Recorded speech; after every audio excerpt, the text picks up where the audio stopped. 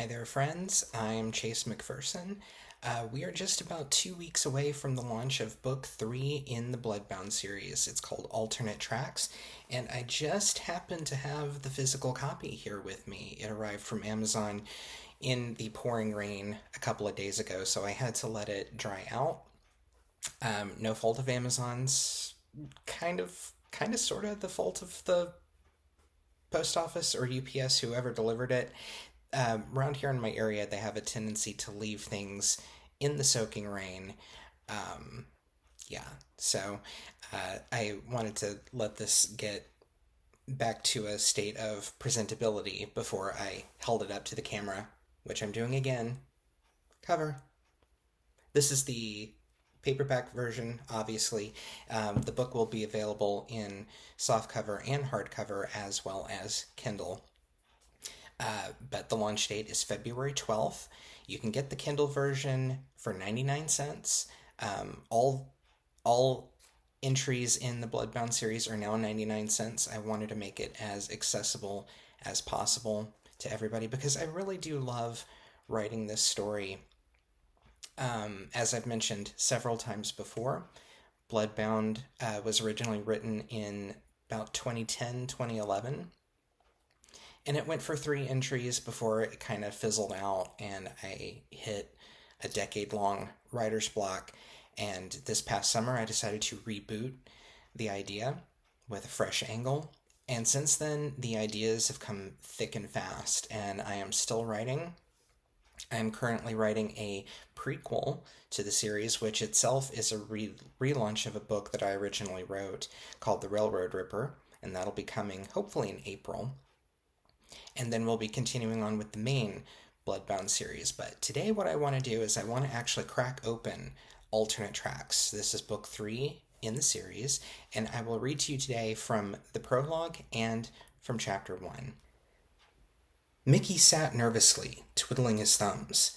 He had a sneaking suspicion as to why he had been called to the artist's club suite, but he had to feign ignorance. He even had a story ready to go in case he was confronted with it.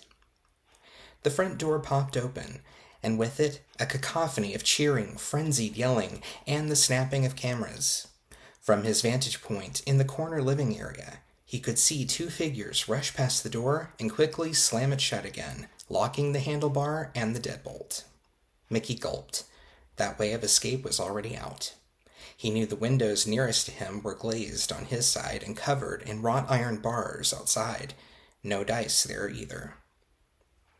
The 2 figures that entered the suite made a beeline for the living area. One, a bleached blonde surfer twink-like character of barely 20, tossed his bass guitar case on the sofa opposite Mickey and bounded onto the love seat next to him. His yellow tank top was soaked through and through with sweat, his locks matting his forehead. When he locked eyes on Mickey, he grinned from ear to ear, an off-putting grin verging on maniacal. The other figure slowly walked into the room. This man was about a head taller than the blonde and looked to be about 10 years older. He had sandier hair than the surfer, with tips that were dyed black and then red. There were piercings up and down the edge of both ears that glinted as they caught the light from the side table. Blue denim jeans, carved taut around his posterior, exuded an air of suave sensuality that was accentuated by a crimson-red sleeveless tee and ankle-high biker boots that clonked on the hardwood floor with each step. Mickey scooted himself into the corner of the sofa as the red-tanked man wound his way to the sitting area. He thrust all weight into sitting onto the sofa. He kicked his feet up and slammed them down onto the coffee table. "I'm not going to sugarcoat this, Mick," the man said, his voice oily. "The band's getting bigger, and we need to get leaner." "Oh," said Mickey, that's not a problem. We can easily trim the support staff down to 5 or 6. The man in the boots held up a finger for silence and looked at his yellow-haired companion. The blonde was sitting on his haunches, digging his dirty sneakers into the chair cushion. "That isn't the conclusion we've come to.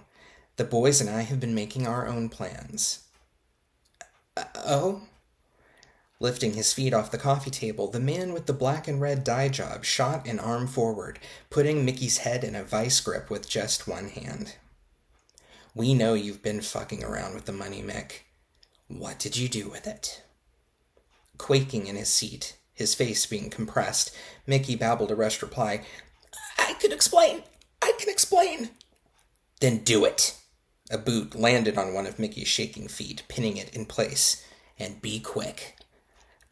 I got a credit problem," Mickey whispered. "I got some guys pressing me for cash. I was planning on putting it all back in the expense account once I got myself straight again, I promise." Mickey blinked, and as the silence in the room following his answer became more prolonged, a strange sense of calm filled his body. He was expecting shouting, maybe even a punch to the face. The lead singer of this band had an intensity about him that frightened some people, and his bass player just seemed crazy. "Look at me, Mick," the lead singer said, pushing Mickey's head backwards into the sofa cushion and rising, towering over him. Mickey gulped. The singer's eyes began to glow red, bright blood red. "I run a band," he hissed, "not a bank." He raised the back of his right hand. As he belted Mickey across the face, a gold-tipped fingernail dug into the manager's cheek, drawing blood, and a small drop of gold, the same shade as the fingernail. "I'll get it back," Mickey pleaded, holding a hand to his wound. "I'll get it all back, I swear it." "No," the bandleader said simply. "I'm afraid this is the end of the line for your association with us." As he slid his hand down over Mickey's mouth, another red glow began to surround his tattooed arm, flowing over his hand. Mickey's eyes began to bulge. He began to feel as if a vacuum had been placed over him, sucking the air away from him. Wrinkles began to appear around his eyes, his mouth, his cheeks. The singer closed his eyes and took a sharp inhale. As he inhaled more and more air, the more it seemed the same amount of air was being siphoned away from his body. He struggled, but to no avail.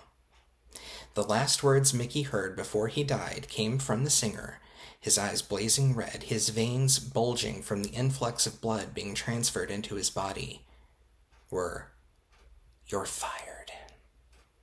Releasing his grip on Mickey, a shriveled and emaciated body slumped over the arm of the sofa.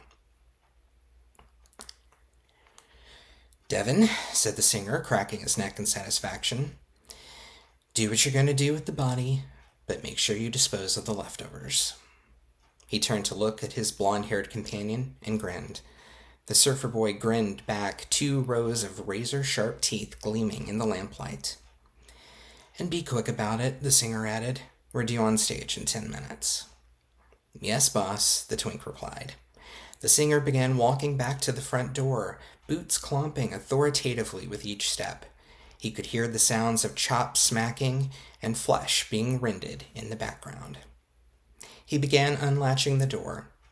Before unlocking the last bolt, he stopped and looked back at the body, which was already 3/4 devoured by a feral rock star. "What do you say, Devin?" Devin growled happily as he smacked his lips. "Thank you, Hunter."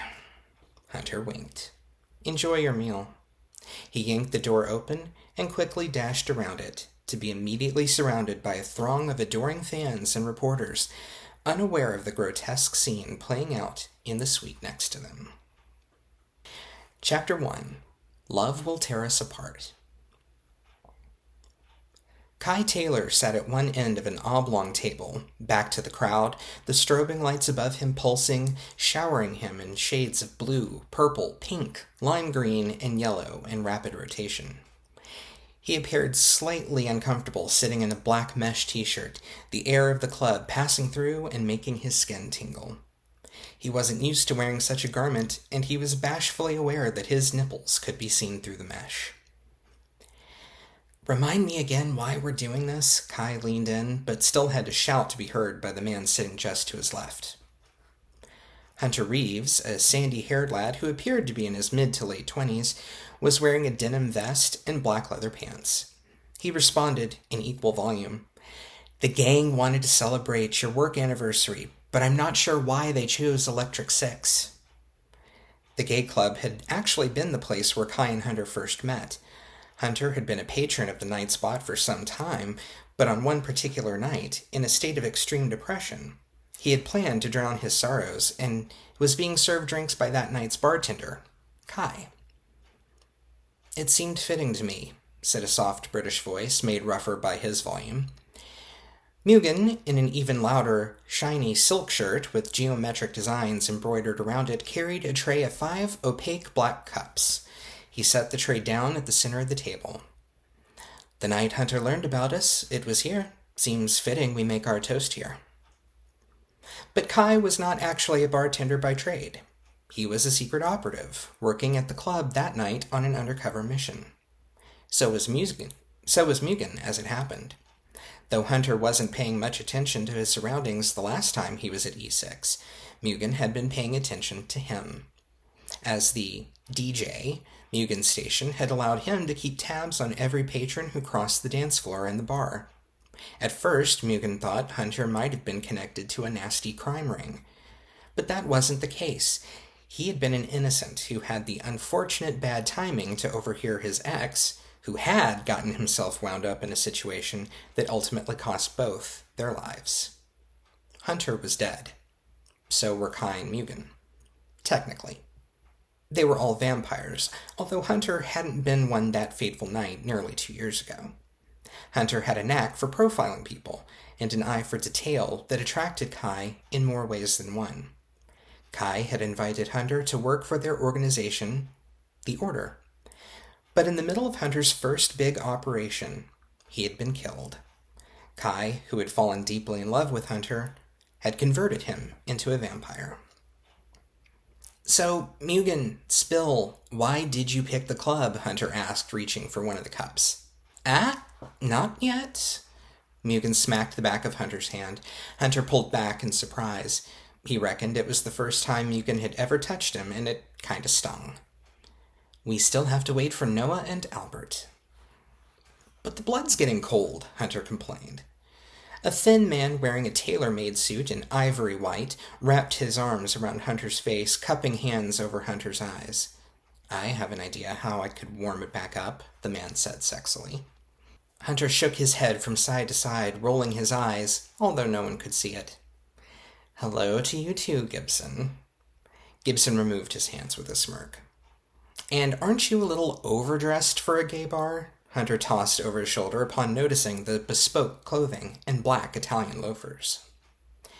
Gibson took a step back and examined his attire, only making a cursory glance at the gyrating mass behind him, the bulk of the patrons shirtless. He did appear rather conspicuous by comparison. He flipped his sleek black ponytail behind his shoulder and shrugged. "I set the bar high for myself. What can I say?" With that, he leaned in and planted a rather long kiss on Hunter's lips. Kai shifted in his seat uncomfortably. Despite being committed partners, not to mention Hunter's vampire maker, Gibson had ingratiated himself in their lives in 2 unique ways. As a former major player in the Order's villainous counterpart called the Crown, Gibson had defected on the basis of wanting to be a better person. As a rather ancient vampire, Kai reasoned, Gibson had had 1,100 years to go straight, but he also had to allow for the fact that Hunter had kindled something in Gibson to compel him to begin acting with more humanity than he once had. Gibson's defection had turned the Crown upside down. Within mere days of his changing sides, the Crown issued a directive to its operatives. Those who came across any of the 3, Gibson, Kai, or Hunter, were instructed to attempt to kill them on sight. And it was fairly certain the Crown would try to organize a team tasked only with tracking them down and assassinating them. To complicate things more, Hunter had recently learned he was a Cambion. There was a demonic lineage within his body, although the roots of that lineage were unclear. Hunter was beginning to discover his abilities as a part demon were mixing with his already heightened vampire senses and strength, and he was beginning to develop powers not even Gibson had been capable of in his lengthy history. Gibson was part incubus too, the only one he had thought, until meeting Hunter, in whom he found a rare and special bond. They found themselves falling in love, but Kai had not forced Hunter to choose between himself or Gibson. Rather, he had allowed Hunter to explore his feelings. Knowing Kai would never be truly abandoned by Hunter, their blood bond was too strong to allow that. Still, it was a big sacrifice, he felt, to expose himself to that risk. Kai had come to tolerate Gibson, who sometimes had a flippant and foolhardy personality. He could be a trickster who tapped into his demonic tendencies to compel people to act rashly or indulgently, an untrustworthy trait, but Gibson had helped Hunter with his new abilities, even teleportation, and he had worked to protect the group on their last mission. Kai was forced to admit that made Gibson a solid agent. Still, it wasn't exactly pleasant to watch another man kiss his Hunter. Their Hunter, Kai had to remind himself. But as Gibson sat down and Hunter held the hand to either side of him, Kai felt Hunter's energy through their touch. It was strong enough to shy away any thought of jealousy or even mild irritation towards Gibson. At least for now, it just filled Kai with loving thoughts. "Sorry we're late." Another pair of faces came into view and joined the table. Noah Frank, another vampire and another agent, slapped Mugen on the shoulder in greeting and waved hello to everyone else. An easy 6-footer with a wire-thin frame that matched his glasses, he was a picture of contrast standing next to his boyfriend, the shorter, stouter, more red-headed human, Albert. Al insisted on getting his hair cut. "What do you think?" Albert turned his head from side to side. His normally thick, curly red hair had been buzzed on all sides, leaving a mop-top kind of design that was tied into a nubby tail in the back. Gibson wrinkled his nose in pat judgment. The rest offered a waffling series of noises. "Well, I like it," Albert shrugged. "What you drinking?" Mugen changed the subject quickly. "Red-headed stranger," Albert said. Mugen shuffled off to order the spicy bourbon cocktail. "Fitting," joked Noah. "So anyway, I know we're celebrating Kai here. How many years has it been now?" 70, 80? I stopped counting long ago, Kai said. "October 11th, 1885, Albert laughed. As the Order's chief record keeper, it was his responsibility to know these things. "Almost 140 years. You are way off, my friend." Hunter whistled. He found it easy to forget the organization he worked for was so deeply rooted in history. About as easy as it was to forget that compared to Noah, Kai, and certainly Gibson, he was the baby vampire of the bunch. "Well, the years all blend together after a while," Kai said with a small smile. "Especially with the company you keep," he added, squeezing Hunter's hand. Mugen soon returned with Albert's cocktail. He then passed around the cups filled with warmed, medically checked blood to the rest of the group. "All right," he said, "enough suspense. Yes, we're here to celebrate Kai and his many years of faithful service, but I would humbly ask you to raise a glass to yours truly. I have 2 things to celebrate. Firstly, I now have my doctorate." That earned an immediate round of applause. Though Mugen had been considered the Swiss Army knife of Order agents at the Dallas Ward headquarters, he could be relied upon to fill any task from sharpshooter to pilot. He had also been trained in nursing and metaphysical first aid, and was offered a job as the Bureau's chief of medicine upon completion of med school. "And," he added, raising his own black cup, "these drinks are all on the house, courtesy of E6's new owner." He grinned. "I signed the papers last night." "What?" Hunter was genuinely surprised. He hadn't expected that announcement. "Well, look at you." Kai reached across the table to shake Mugen's hand. The Brit also got more handshakes from Hunter, Noah, and Albert. "This place," Gibson looked around as if he'd spotted a cockroach on the wall. "It practically runs itself," Mugen said. "I put my Order salary into making the purchase, and the profits will keep me on a living wage, and help pay off the med school bill in short order." Hunter knew that to be true. No one ever thinks about the salary one might receive as an employee of an underground policing organization bound to keep humanity from imploding underneath itself. But the day he checked his bank account and paid off 10 years' worth of student and credit card debt an hour later was testament. It paid well. The five men nursed their drinks. Gibson was impressed by Mugen's ambition, even if he was still looking down his nose at the general aesthetic. So, what are you going to do with it? You could really make something of this place with the right investments. I mean, have you thought about putting in a karaoke machine? It could get more of these plebeian people in here after hours. That'd be awesome, Hunter said, eyes sparkling with a sudden burst of energy. I always wanted to give karaoke a try, and knowing the owner, we could probably get it loaded with stuff I'd actually want to sing. The idea that Hunter would want to sing came as a surprise to Kai, and even more so when Hunter's face lit up at the suggestion. He'd never expressed any desire to sing to me. Mugen's eyes widened, and his mouth opened, clearly intrigued by the idea. That's a fantastic idea, Gibson Albert said. It could really draw in the new foot traffic. Plus, we'd have something fun to do while we're hanging out here. Mugen smiled and nodded. Let's do it. I think this could be a great first step towards making the place more popular and profitable. The group all cheered in agreement, raising their drinks to Mugen in celebration of his accomplishment.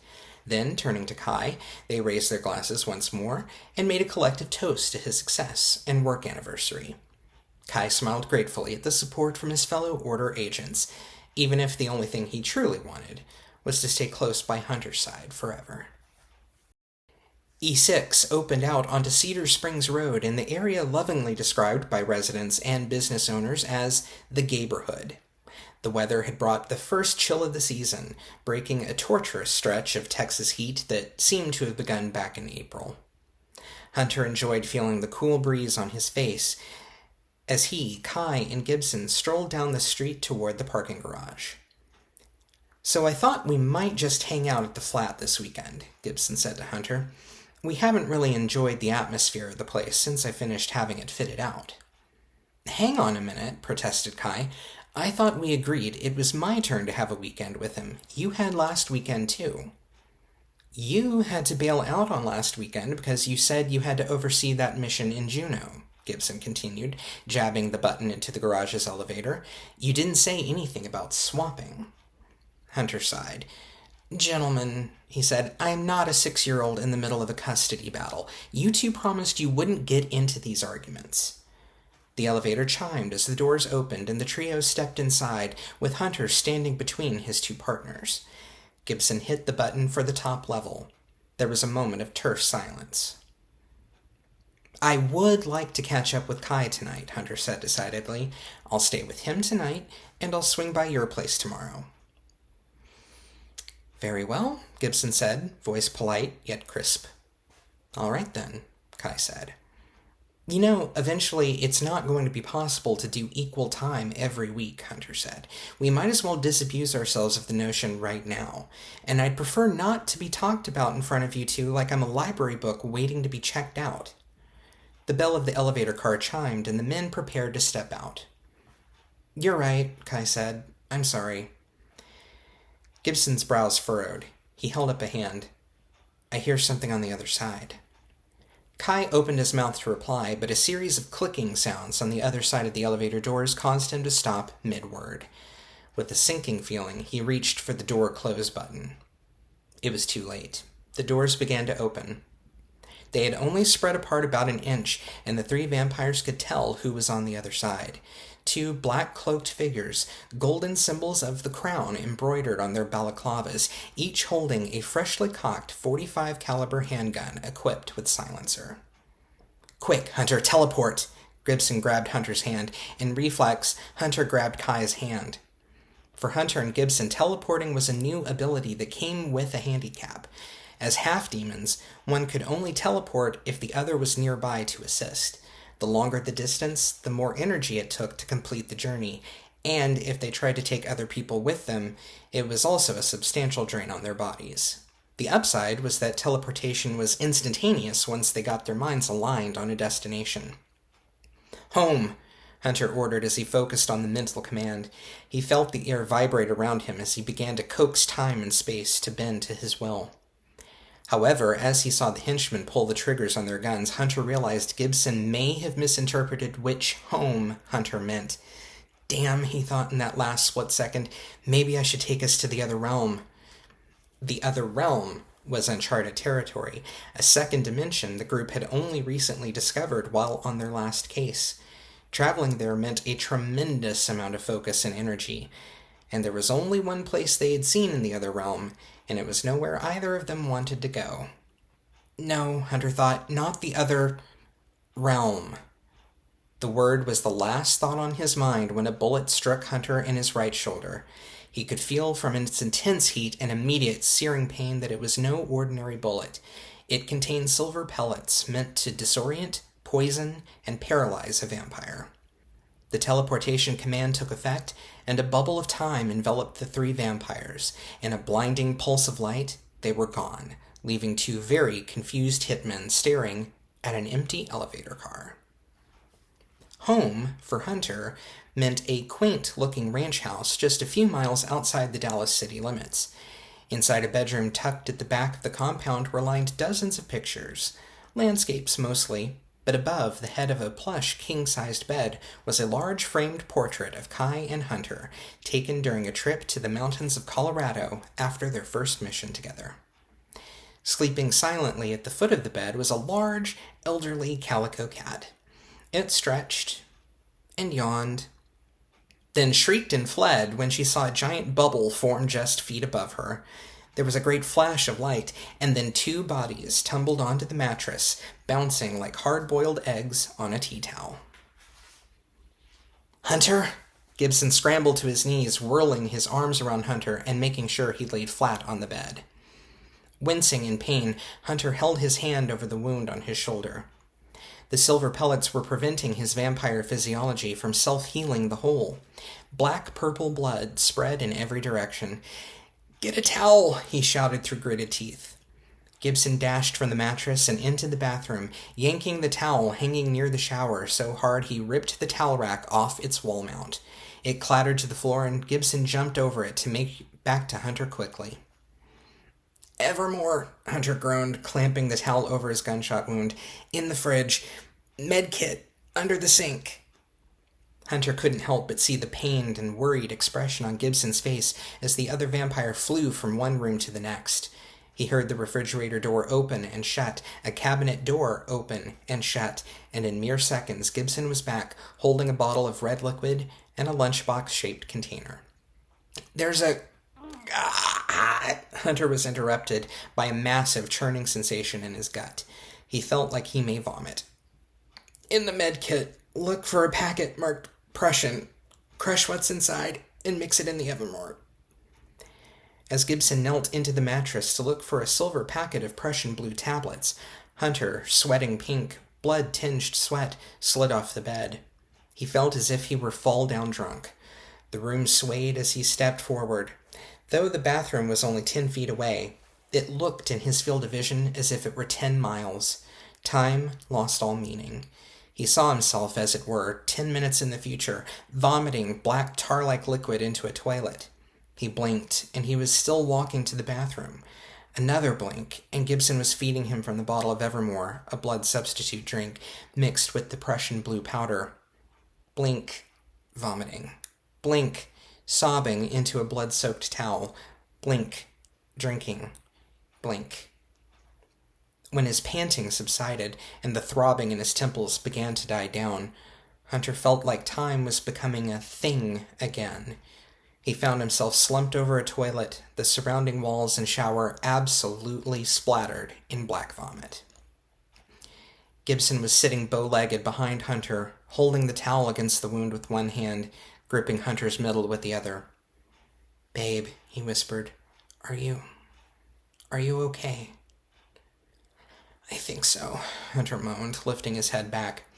He motioned for Gibson to remove his hands, and Hunter peeled back the sopping wet towel. He saw the muscles in his shoulder pulsating, and 3 silver pellets erupted slowly out of a quickly shrinking hole, plinking on the floor beside a mass of other pellets and a decimated bullet slug. "Oh, I destroyed this bathroom," Hunter said, his voice hot and ragged. "Don't worry about that right now," Gibson said. "Let me help you up. Let's get you back into bed." Gibson stood up and helped Hunter to his feet, then gingerly stepped around pools of blood, vomit, and shrapnel to guide Hunter to the bed. Gibson pulled off the comforter, which had gotten fairly soiled, and watched as Hunter climbed under the sheets like a castaway finding an oasis. "I'll get you a clean one," Gibson said softly. "I guess I'll wash this." He turned to take the comforter out of the room and stopped dead in his tracks. "What is that?" Gibson asked, a lump in his throat. He pointed in front of him. Hunter peered over the bed. "It's a cat," he said simply. "Her name is Annabelle." With a wary eye, Gibson inched his way out of the room as the calico stuck her nose up at the new person incredulously. Annabelle jumped awkwardly onto the bed. Always knowing when one of her owners was in emotional or physical distress, she was quick to offer headbutts and nuzzles and general positive energy. As Hunter stroked the cat's back and accepted its guttural purring, he rolled his head around his shoulders. He had not felt a pain like that since Crown cronies had abducted Kai early in their relationship. He had been injected with a silver solution that burned Kai's insides and probably made him as nauseous as Hunter had just felt. Kai's pain had been transmitted to Hunter via their blood and psychic bonds. It helped Hunter hone in on where Kai's captor had ultimately hid him. It was a memory that caused Hunter, finally, to ask the obvious question when Gibson came back from depositing the duvet into the washing machine. Where the hell is Kai? Hopefully you enjoyed that. Book 3 in the Bloodbound series. It's coming out February 12th on Kindle, softcover, and hardcover, and I really hope you enjoy it. Thanks for watching.